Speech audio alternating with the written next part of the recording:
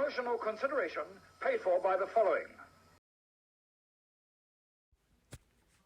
Hello and welcome once again to another Quick Shot Reviews. A Quick Shot Review, rather, on Quick Shot Reviews for Cheap Shot Entertainment. Been to see another new release, another Marvel film in the never-ending Marvel universe that is the cinemas. Thank you, Disney. This one is Black Panther, Wakanda Forever. And yeah, it's there, isn't it? No doubt most people are going to go and see this, so this is just my thoughts on that particular film. But in the meantime, please click like and subscribe to the channel and give us your thoughts on the film. A lot of people have differing opinions on this one. I will get to my thoughts in the main part of the video.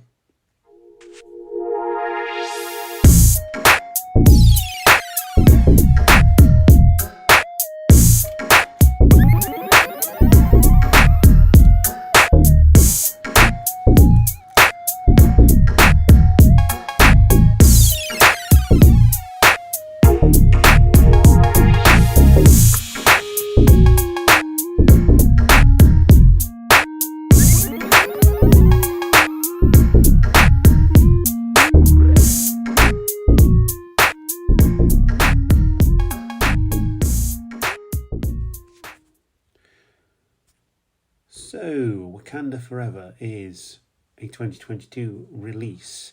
PG-13, it comes in at an epic 2 hours and 41 minutes.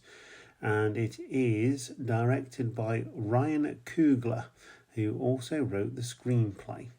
Now, one of the things that I can say about this film is that it goes on for way too long. A lot of people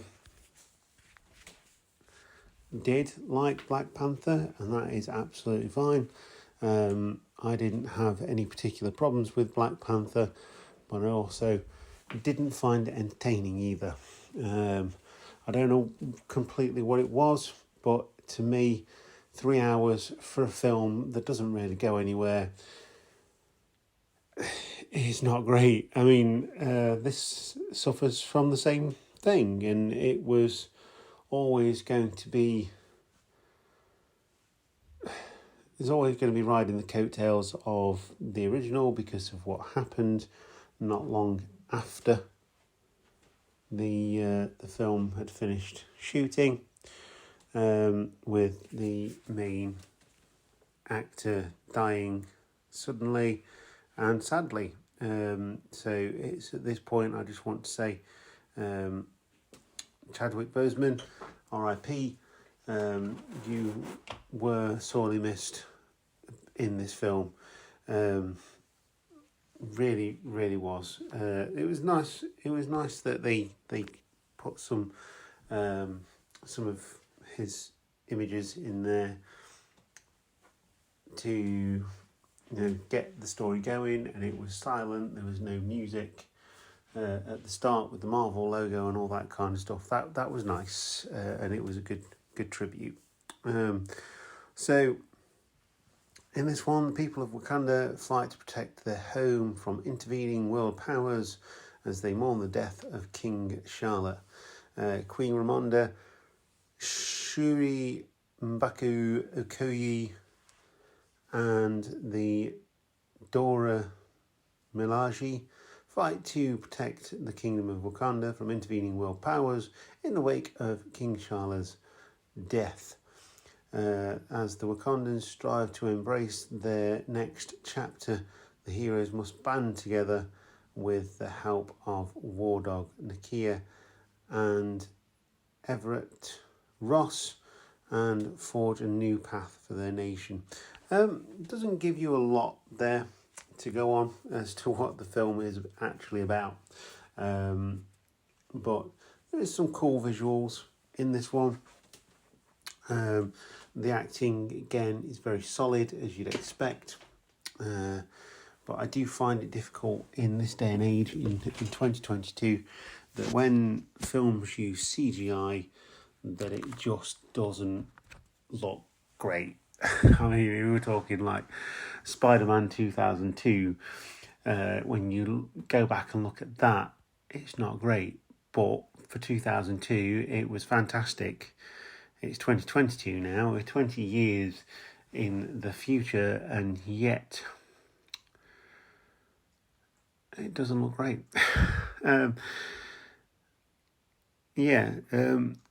Letitia Wright as Shuri is really good in this film, carries it for the most part. Lupita Nyong'o as Nakia is also very good.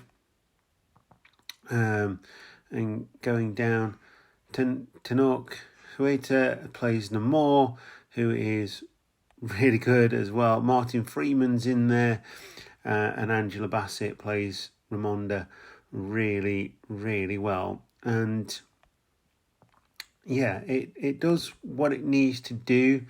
I just feel like for the 2 hours, nearly 3 hours of this film, it could have been condensed quite a bit, and there was a lot of unnecessary stuff in there. That's obviously my opinion. I thought there was a lot of downtime, that it took a long time to get into what it needed to get into. Obviously, they probably needed to change what they were going to do in respect of the original Black Panther passing away in real life. But this film was just sort of, for me, it just sort of exists. And it wasn't entertaining at all. There was a couple of bits in fight scenes where I was like, yeah, you know, really, really good, quite epic and all that kind of stuff, which was fantastic. But that does not a good film make. And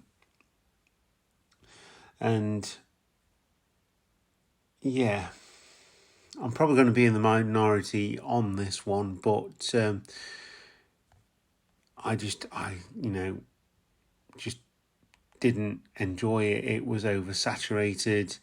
It was too long, and it was just, it just didn't work. It just didn't work. It was overlong and boring and slow paced, and that's not what you want from a comic book movie.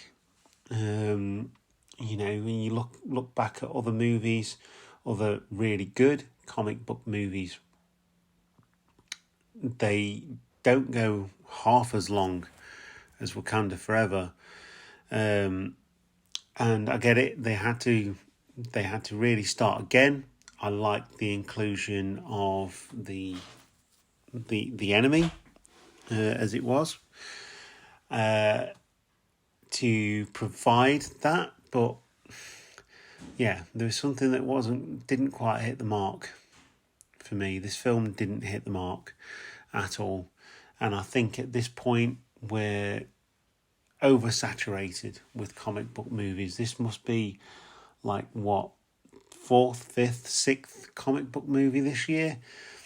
Most of them have been Marvel, with one notable difference being the Batman, obviously, coming from DC.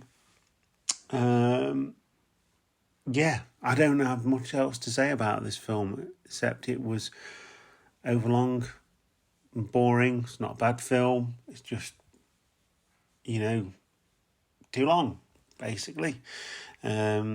When your butt starts getting sore from sitting in a seat for so long, I think this is probably the first movie that I've had to nip out to stretch my legs since I've had my cinema card, and I've had it for nearly 3 years.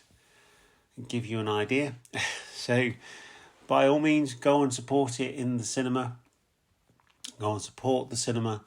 But another thing I don't really like about Marvel films at this point in time is that when they get released, they just oversaturate it in all the cinema screens and they don't show anything else. Now, I've seen some really good films that have been delayed for the release of so-called big films. And even when I went to the cinema yesterday, this film was probably showing on at least 5 of the 10 screens that were there. Why?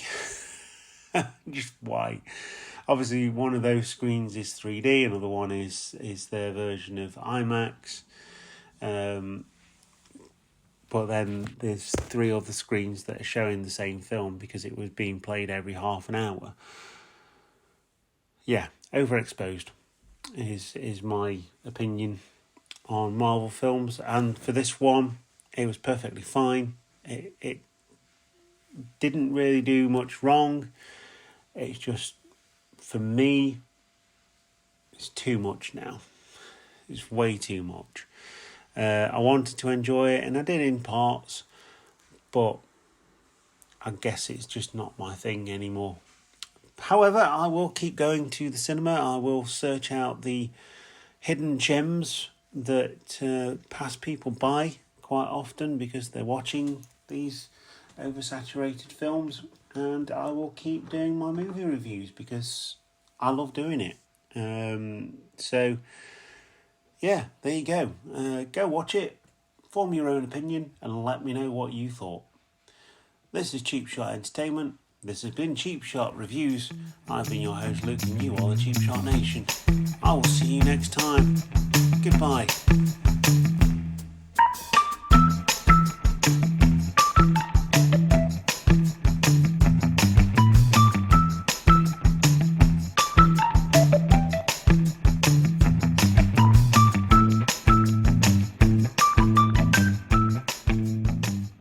Hiya.